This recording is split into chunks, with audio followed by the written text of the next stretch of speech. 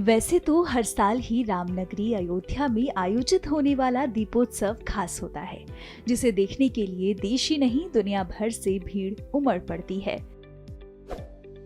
लेकिन इस साल का दीपोत्सव खास होने वाला है,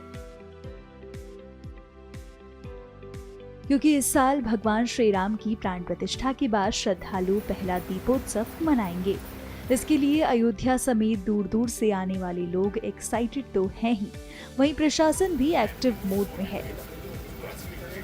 दीपोत्सव के मौके पर यहां पहुंचने वाले लोगों को किसी तरह की कोई परेशानी न हो, इसके लिए उनकी तरफ से खास तैयारियां की जा रही हैं। साथ ही सुरक्षा के मद्देनजर भी खास तैयारियां की गई हैं। दीपोत्सव हमेशा से एक महत्वपूर्ण प्रोग्राम रहा और ये दीपोत्सव चूंकि प्राण प्रतिष्ठा के कार्यक्रम के बाद का पहला दीपोत्सव है, इसलिए इसका एक विशेष महत्व है। यहाँ पर सभी तैयारियों को उसी स्केल पे और उसी तरीके से किया जा रहा है, ये एंटिसिपेट करते हुए कि भारी मात्रा में यहाँ पर श्रद्धालुगण आएंगे। यहाँ की जो मेन चैलेंजेस है उसमें क्राउड कंट्रोल है, और आप जानते हैं इतनी सारी आतिशबाजी होती है तो उसको सेफ तरीके से कराना है। चूंकि ये कई वर्षों से कार्यक्रम हो रहा है तो यहाँ पर सभी व्यवस्थाएं पहले से ही एक सेट तरीके से की जा रही है।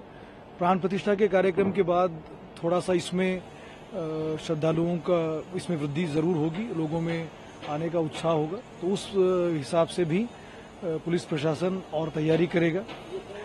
रिहर्सल्स होंगे, जो भी लोग आएंगे उनकी प्रॉपर ब्रीफिंग होगी और हर आदमी को अपने रोल के बारे में बताया जाएगा। जिला प्रशासन और पुलिस प्रशासन दोनों इसके लिए पूरी तरह से तैयार है।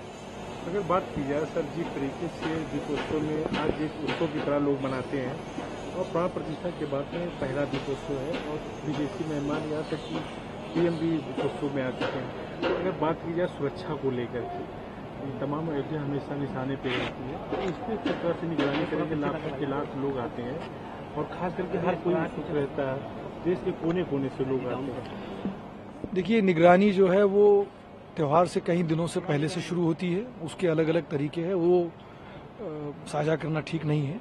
लेकिन मैं केवल आपको यही आश्वस्त करना चाहूँगा कि इस पूरे कार्यक्रम को, इस पूरे त्यौहार को, इस पूरे पर्व को जो है वो बहुत अच्छी तरीके से, सुरक्षित तरीके से मनाने के लिए, जिसमें जन सामान्य को कोई दिक्कत भी ना हो और जो बाहर से आने वाले विशिष्ट व्यक्ति है उनकी सुरक्षा में कोई कमी ना आए, इसका एक मेल करके, मिलाप करके जो है वो अच्छी तरह से व्यवस्था की जाएगी। और इसलिए हमारे पास पूरी तरह से संसाधन उपलब्ध है। जो स्पेशलाइज्ड एजेंसीज है, जिसमें एटीएस और एसटीएफ से लेकर अन्य भी एजेंसीज है, उनका भी सहयोग इस समय होता है, वो भी यहाँ पर मौजूद रहती है। तो सभी के सहयोग से और जिला प्रशासन के पूरी तरह से जो उन्होंने तैयारी की है उसको लेकर ये कार्यक्रम को अच्छी तरह से कराया जाएगा। सेटअप्स लग रहे हैं और आप देख रहे होंगे कि राम की पैड़ी पे स्टेजेस लगने चालू हो गए हैं, बैरिकेडिंग चालू हो गई है। राम कथा पार्क में जो व्यवस्था होनी वो कार्यक्रम चालू कर दिए गए हैं और कल्चर प्रोग्राम्स भी शीघ्र प्रारंभ कर दिए जाएंगे। तो अलग अलग वेन्यूज पे बहुत सारे कार्यक्रम आयोजित होते हैं, झांकियां निकलती हैं।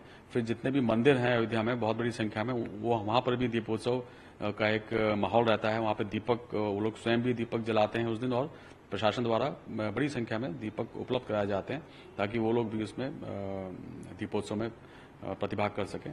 तो इस प्रकार से बहुत सारी एक्टिविटीज हैं जिसको हम लोग संचालित करते हैं और वो सब प्रारंभ हो रही है ग्रेजुअली, आप देखेंगे तो। और ये इसका पीक पहुंचेगा 30 तारीख को, 29 को रिहर्सल्स कुछ होंगे और फिर 30 को जो मुख्य कार्यक्रम है वो होगा।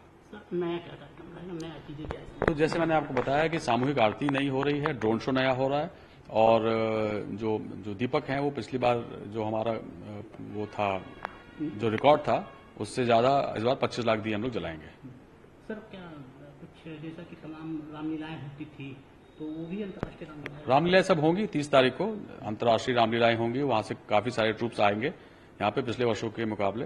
वो जैसे ही हमको कंफर्म सूचना मिलेगी कि कौन कौन आ रहे हो, आपको बताया जाएगा। वो सब रामकथा पार्क में इनका आयोजन किया जाता है। सर, जो वॉलंटियर होते थे उनके लिए क्या विशेष व्यवस्थाएं वगैरह?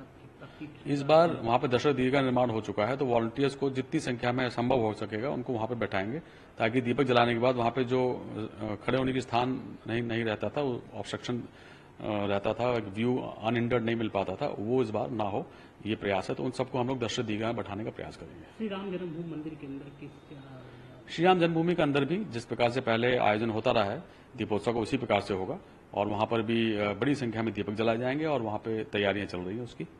और ये पहली दिवाली है, उसका महत्व बहुत ज्यादा है, तो उसी के हिसाब से वहां तैयारियां की जा रही हैं।